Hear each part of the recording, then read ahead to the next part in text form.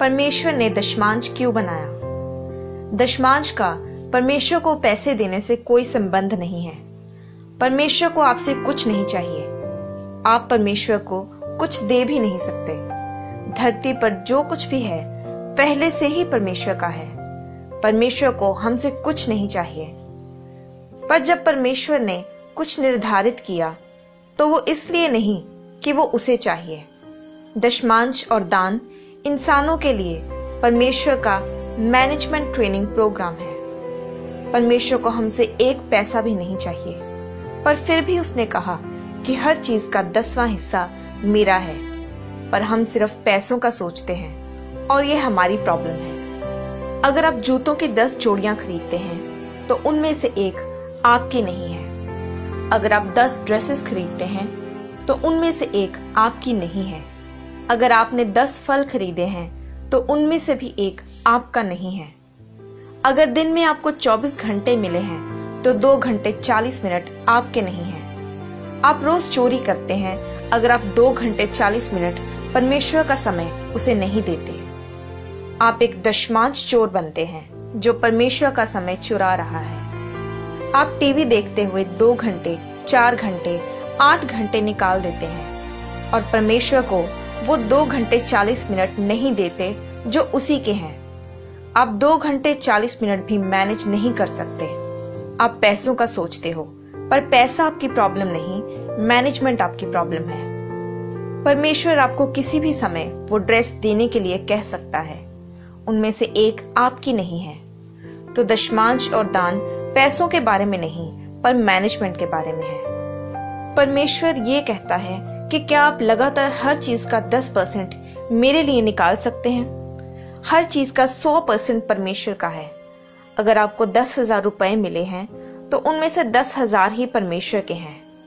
परमेश्वर ने आपको 10% निकालने को कहा और आपके पास बचे 90%, पर वो सब 100% परमेश्वर के ही हैं। तो फिर अगर वो 10,000 परमेश्वर के ही हैं तो वह क्यों आपको 10% निकालने को कहता है?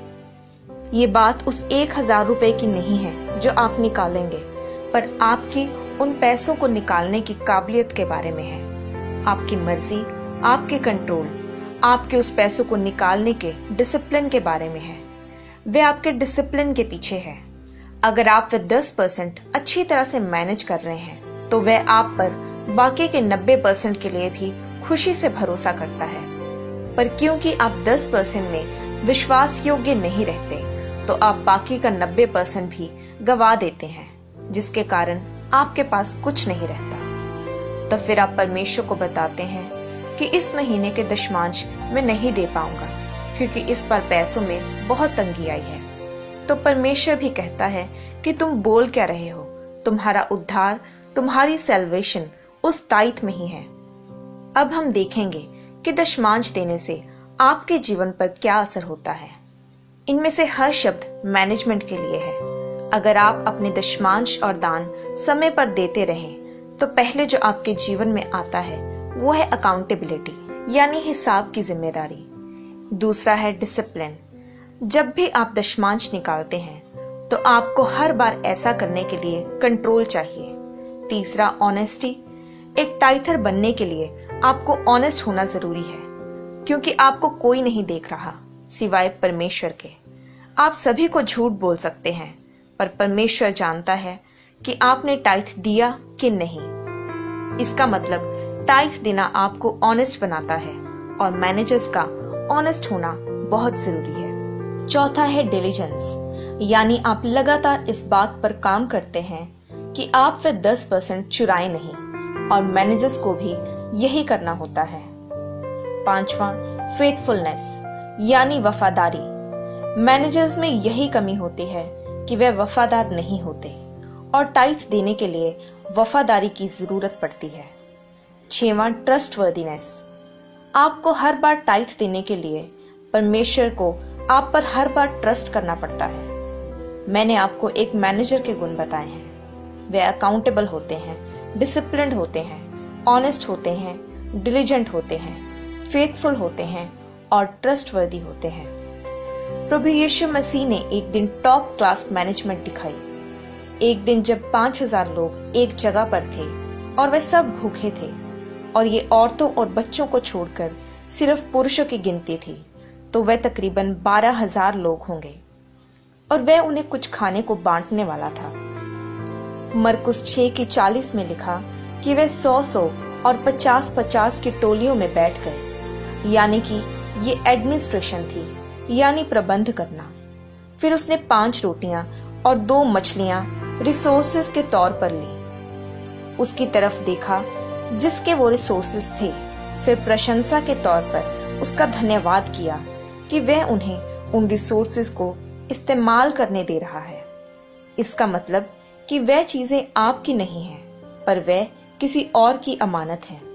फिर उसने वे अपने चेलों को दी कि वे आगे लोगों को दे, यानी डेलीगेशन, यानी काम सौंपना। लोगों ने वह खाया और वह सब खाकर तृप्त हो गए। ये कस्टमर सर्विस थी और लिखा है कि चेलों ने हर टुकड़ा उठाया।